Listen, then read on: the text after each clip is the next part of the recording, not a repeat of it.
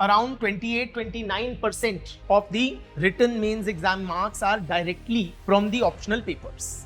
Expect anywhere from 270 to 300, even 310 mark, right? And this is not in the realm of imaginary or impossibility. It is very much a clear possibility in the UPSC exam as far as the sociology optional paper goes. As a UPSC aspirant, you don't need sociology knowledge in general. You need specifically that sociology knowledge जो आपको UPSC exam में काम आए. ये सारा खेल जो है ना वो आंसर राइटिंग कैपेबिलिटी का है. आपकी अप्रोच UPSC एग्जाम के प्रति सोशियोलॉजी ऑप्शनल में शुड नॉट बी रट्टाफिकेशन based. Hello, I'm Ishan Bhatnagar. I was Pranay sir's student for the mains answer writing course. Sir has great clarity on the subject and he frames things really well. So that helps when we're writing answers or when we're discussing various social issues with them. They allow for great structuring of thought, coherence of thought, good language, good content. And the answer writing course as well as the interview session was calibrated towards understanding the nuances in answer writing. I am Ujjwal Priyank. I have secured All India Rank 10 in UPSC CSE 2025. Pranay Agarwal sir, his teaching style is quite comprehensive and easy to understand. As well as I would say that the examples that we use from current scenarios are a great thing while writing good answers.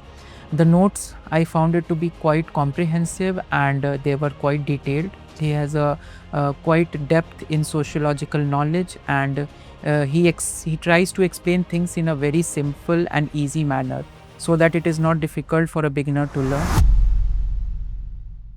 Hello friends, I am Pranay Agarwal and I am coming up with a new Sociology Foundation optional batch on the 26th of June on the Sarthi IS platform.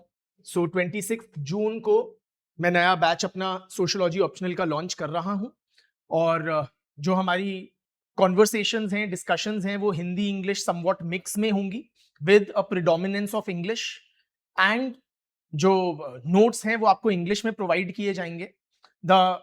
Basically the target student audience are those who are appearing for the sociology optional with English medium, right? Before I proceed, I'd like to briefly share about myself.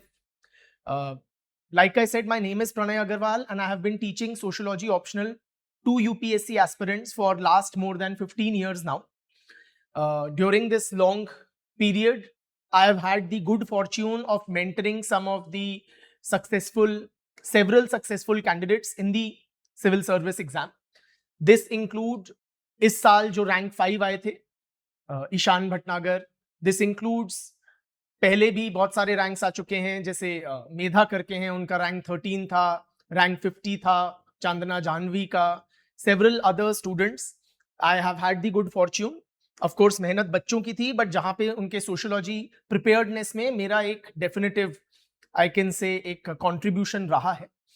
So there is a certain proven track record with which I come before you. Now, I just want to drive home the importance of the optional before you embark on your optional preparation journey. Optional please समझिए बहुत ही महत्वपूर्ण है हमारे UPSC scheme of things में. Number 1 तो क्या है, out of 1750 marks in the mains exam, 500 marks are directly from the optional, right? So this means कि around 28-29% of the written mains exam marks are directly from the optional papers. Equally importantly, ये भी समझें कि जो एक optional है like sociology, it plays a crucial role in your general studies preparedness. GS exam के कई portions हैं GS mains में जहां पे society related questions पूछे जाते हैं. For example, GS paper 1 में एक clear segment है Indian society का, राइट एंड वो जो सोसाइटी रिलेटेड पोर्शंस हैं वो unfortunately one of the most neglected aspects of GS preparation भी है. तो यदि आप सोशियोलॉजी ऑप्शनल के साथ प्रिपेयर करते हैं, आपका कहीं ना कहीं जीएस में भी मार्क्स फेचिंग कैपेसिटी इंप्रूव होती है. इनफैक्ट जीएस 1 में आप मान के चलिए anywhere from 40 to 60-70 marks out of 250 directly अब सोसाइटी रिलेटेड आ रहे हैं. इसी तरह से GS2 और GS3 में हमें सोसाइटी की जो अंडरस्टैंडिंग है वो एनरिच करेगी हमारे मार्क्स को। एस्से में बहुत सारे सोसाइटल इश्यूज या सोशल सेगमेंट्स के ऊपर सवाल आते हैं। फॉर एग्जाम्पल विमेन रिलेटेड बहुत सारे एस्से टॉपिक्स आते हैं। For example children and education related topics आते हैं। सो वहां पे भी हमें सोशियोलॉजी एज अ सब्जेक्ट काफी इनसाइट्स देता है जो हमें एस्से में भी बेटर मार्क्स फेच करने में हेल्प करते हैं। ऑल्सो प्लीज अप्रिशिएट कि अगर आप एग्जामिनेशन की जो मार्किंग स्कीम है वो देखें और हर साल का रिजल्ट देखें, सक्सेसफुल कैंडिडेट्स के मार्क्स, आप क्या नोटिस करेंगे कि जीएस 1, 2, 3 में रिलेटिवली लेस मार्क्स होते हैं या मॉडरेट मार्क्स होते हैं, और जो किसी भी सिलेक्टेड कैंडिडेट का स्कोर पुल अप होता है वो होता है ethics, essay and very importantly उसके ऑप्शनल के मार्क्स की वजह से। सो ऑप्शनल में अगर आप जीएस में आपको 40-50% मार्क्स मिलते हैं even amongst the selected candidates, optional में आपको 50 से 60% के रेंज में मार्क्स मिलते हैं। कॉन्क्रीट टर्म्स में बोलूं, सोशियोलॉजी में one can realistically expect anywhere from 270 to 300, even 310 marks, right? And this is not in the realm of imaginary or impossibility. It is very much a clear possibility in the UPSC exam as far as the sociology optional paper goes. So optional can play a very important role in a candidate securing his name in the final merit list in the civil service exam. Nextly, friends, I want to share with you what should be one's approach while preparing the optional. पहली stage होती है आपकी एक foundational reading की।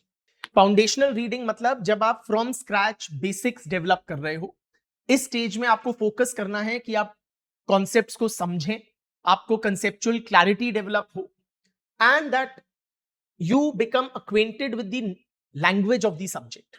You become acquainted with the broad contours or the broad framework of the subject, syllabus and topics. Second stage आ जाती है notes making की. Now you need very, what should I say, dedicated notes for UPSC sociology preparation. आप general कोई sociology text book उठा लेंगे, चाहे वो NCERT की उठा लें या इग्नोउ मटेरियल भी उठा लें, वो मटेरियल बहुत अच्छे हैं but they are not devoted for UPSC preparation. As a UPSC aspirant you don't need sociology knowledge in general, you need specifically that sociology knowledge जो आपको यूपीएससी एग्जाम में काम आए. तो आपको बहुत फिल्टरिंग उसमें करनी होती है और बहुत पॉइंटेड फॉर्म में वो नॉलेज प्रेजेंटेड होनी चाहिए ताकि आप उसको मल्टीपल टाइम्स रिवाइज कर सके. सो you need a solid foundation in the subject followed by a comprehensive but very well structured UPSC specific notes for the subject. Third thing, of course, is very regular, detailed, intensive answer writing practice. At the end of the day, ये सारा exam, ये सारा खेल जो है ना वो answer writing capability का है. This is what the exam boils down to.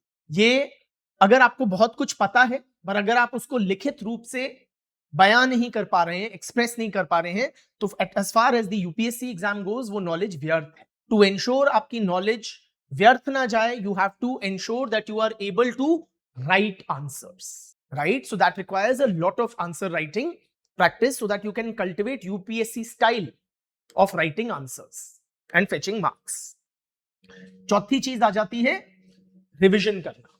Revision जो होना चाहिए वो पर्पसफुल होना चाहिए, वो स्ट्रैटेजिक होना चाहिए, वो रेगुलर होना चाहिए. रिवीजन के लिए revision should be an integral part of your preparation journey. आप चीजें पढ़ लेते हैं, क्लास डिस्कशन से, नोट्स से समझ भी आ जाती है, आपके पास मटेरियल भी रेडी है, पर एन मौके पे आप उसको रिकॉल नहीं कर पाते हैं अगर आपने थरो मल्टीपल रिविजन्स नहीं किए. So you need to focus on building a conceptual clarity, having complete notes, adequate answer writing practice, and multiple revisions of the same content again and again. So, जो हम 26 जून को अपना course शुरू कर रहे हैं उसमें मेरी अप्रोच क्या होगी या मेरी और आपकी मिलके क्या अप्रोच होगी towards tackling this subject. A, there will be live interactive classes. So, I will be coming before you each and every topic. I will discuss at length. The focus will not be so much on dictation or simply reading from a book. The focus will be more on interaction and thinking together during the class. तो मैं आपको हर syllabus topic पे एक detail गहराई में पढ़ाऊंगा, starting from the basics, because my assumption is that you are not familiar with the subject. Most people who take sociology, उनका कोई बैकग्राउंड नहीं होता, तो हम स्क्रैच से शुरू करेंगे और इंटरैक्टिव सेशंस में हम एक डेवलप करेंगे अंडरस्टैंडिंग ऑफ दो सोशियोलॉजिकल कॉन्सेप्ट्स और any social institution we are studying, चाहे वो फैमिली हो, रिलीजन हो, कुछ. दूसरी चीज, there will be quality study material that will be provided to you. Like I had said, you need comprehensive notes. I do not expect you to make them from scratch. I, along with the team assisting me, we have developed a very comprehensive content which will meet like 95-97% of your content requirements. 2-3% आप addition करेंगे, चाहे वो current affairs से हो या इधर उधर से हो, जो भी मैं क्लास डिस्कशंस में आपसे शेयर करूंगा. Right? I will be talking about those current issues and you will be noting them down in the notes that are provided to you. Her topic पे आपको डिटेल्ड PDF डॉक्यूमेंट मिलेगी. तीसरी चीज, doubts resolution. Now, doubts resolution are built into the structure of the course. My typical day, in a typical class, we will be having regular classes every week. So in a typical class, we start with a revision of the previous day's content, जो भी हमने पढ़ा था, and secondly a doubts clearing session. कोई भी doubts होते हैं, specially online students को ये एप्रीहेंशन होता है कि हमारे डाउट्स कैसे क्लियर होंगे in online mode. Well, I will be right before you in an online class, you will be typing and sending your doubts to me. और अगर कोई सामने बैठा क्लासरूम स्टूडेंट भी डाउट रेज करता है, पहले मैं उस डाउट को आर्टिकुलेट करूंगा और फिर उस पर अपना जवाब दूंगा, so that you can connect with it. So you do not need to worry about your doubts remaining hanging or unaddressed during the course. चौथी चीज is conceptual clarity. Of course, like I had said, you need a very thorough grounding in the subject. आपको पता होना चाहिए हम पढ़ क्या रहे हैं. आपकी अप्रोच यूपीएससी एग्जाम के प्रति सोशियोलॉजी ऑप्शनल में शुड नॉट बी रट्टाफिकेशन बेस्ड. रटोगे जो, अगर केवल रटोगे बिना समझे, तो वो ज्यादा टाइम आपके साथ स्टे नहीं करेगा. So I insist that you develop a very clear understanding of the topics. जो टॉपिक्स हैं वो by themselves बहुत रिलेटेबल है. कोई सोशियोलॉजिकल थियोरी, कॉन्सेप्ट, डिस्कशन ऐसी नहीं है जो आपके सर के ऊपर से निकल जाए. Right? So we will be whatever topic we are studying. तो फॉर एग्जाम्पल, अगर हम फैमिली पढ़ रहे हैं, हम आपकी और मेरी फैमिली की बात करेंगे. अगर हम रिलीजन की बात कर रहे हैं, हम अपने हिंदुइज्म या इस्लाम, इंडियन रिलीजन से समझेंगे रिलीजन का क्या रोल है सोसाइटी. अगर हम पॉलिटिकल सिस्टम की बात कर रहे हैं, हम अपने पॉलिटिकल लीडर्स लाइक मोदी और राहुल गांधी और एट बेस्ट ट्रंप, इनकी बात करें. राइट? ताकि हम सोशियोलॉजिकल थियोरीज, कॉन्सेप्ट्स, टर्म्स को in a very relatable manner everyday life से लिंक करते हुए समझ पाए. Nextly, as I had said, हम करंट अफेयर्स को साथ में लेके चलेंगे. करंट अफेयर्स क्या होता है ना, वो आपके आंसर को एक टॉपिकल फ्लेवर दे देते हैं. करंट अफेयर्स अगर आप मेंशन करते हैं तो एग्जामिनर को ये मैसेज जाता है कि आपने सब्जेक्ट को रटा नहीं है, आपने इसको समझा है, आप थ्योरी को रियल वर्ल्ड से लिंक कर सकते हो. So that makes your answers more marks fetching. At the beginning of your preparation, you are unable to or you will be unable to know कि कौन सा करंट अफेयर्स में कहां यूज करूं. वो मेरा काम है. क्लासेस में आपके सामने during class discussions I will B integrating current affairs mentions. For example, paper 1 में एक टॉपिक है social movements, protest and agitations. तो जब मैं वो पढ़ा रहा हूं, आई मे mention the cockroach Janata party protest that have taken place recently in India, or the students' protests and uprising that took place a few months back in neighboring Nepal. अगर मैं patriarchy, women safety, violence against women पढ़ा रहा हूं, I may make a mention of the RG Kar Medical College rape and murder of a young medical intern that shook the conscience of the nation. अगर मैं ethnic conflicts की बात कर रहा हूं, मैं जिक्र करूंगा जो मणिपुर में मीटी कुकी कॉन्फ्लिक्ट चल रहा. तो इस तरीके से करंट अफेयर्स को डिफरेंट सिलेबस टॉपिक से मैं लिंक करता जाऊंगा. अगर मैं कास्ट सिस्टम पढ़ा रहा हूं तो मैं कहीं ना कहीं जिक्र करूंगा कास्ट सेंसस का, जिसके लिए, या कास्ट सर्वे जो बिहार में, कर्नाटका में हुआ है, या कास्ट सेंसस जो नेशनल सेंट्रल गवर्नमेंट ने अभी कमिट किया है. अगली चीज जो हम मिलके करेंगे वो है PYQ analysis. PYQ analysis again is a very very important element of one's sociology preparation. कारण क्या है? Because PYQs, the previous years questions, are a very good guide to what kind of questions we can expect in the subsequent years. तो हम कोई भी जब topic करेंगे उसके बाद में हम लास्ट 10 ईयर्स के PYQs को बड़ी ही थरली डिस्कस करेंगे, ताकि एक हमें ब्रॉड कॉन्टूर समझ आ जाए कि किस तरह से हमें इस क्वेश्चन की डिमांड को आइडेंटिफाई करना है. एक रिलेटेड चीज रहेगी गाइडेंस फॉर आंसर राइटिंग.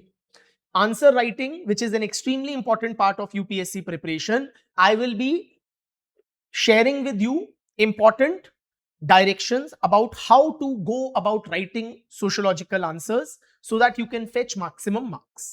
इसमें मैं आपसे डिस्कस करूंगा कैसे हम जो डिफरेंट कीवर्ड्स होते हैं, अगर डिस्कस लिखा है, क्रिटिकली इवैल्यूएट लिखा है या एक्सप्लेन इलैबोरेट लिखा है, तो वो डिमांड क्या है क्वेश्चन की, हम क्वेश्चन की डिमांड को सही से आइडेंटिफाई कर पाए, हम किस तरह से एग्जामिनर फ्रेंडली वे में आंसर प्रेजेंटेशन करें, राइट? किस हद तक हमें थिंकर्स को कोट करना है या नहीं करना है और किस तरीके से करना है, आंसर को पॉइंट्स फॉर्म में लिखें या पैरा फॉर्म में लिखें. एक इंपॉर्टेंट चीज होती है टाइम मैनेजमेंट को लेके.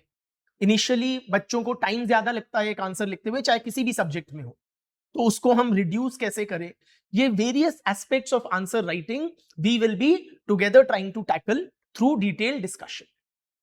So friends, this will be our overall approach to UPSC preparation, and I hope that you join this program and you find it a useful aid in your preparation. बहुत बहुत धन्यवाद.